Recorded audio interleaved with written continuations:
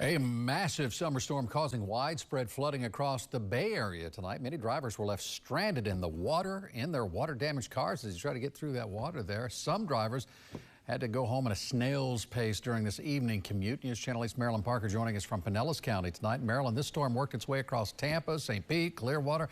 Some streets are still flooded tonight.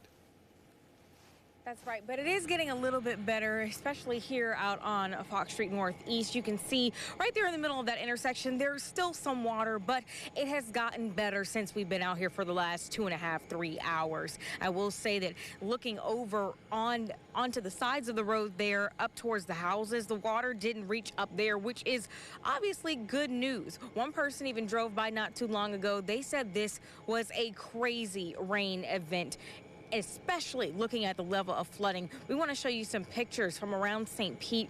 These are from viewers. Everyone's sending them in, starting with 30th Avenue and 38th Street North. You can see water flooding the front end of cars and covering the median. It's a lot of rain there. We also saw cars that were stuck in the Tyrone area. And we also want to show you video that we shot over in Shore Acres. We know Shore Acres has a tendency to flood, especially during rain events. We saw a car pushing through the water, and in that area, we did see water getting up to those houses, but there were intersections covered.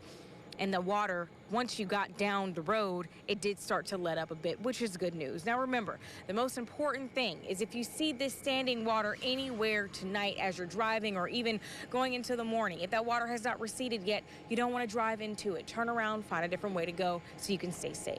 We're live in St. Pete tonight. Marilyn Parker, 8 on your side.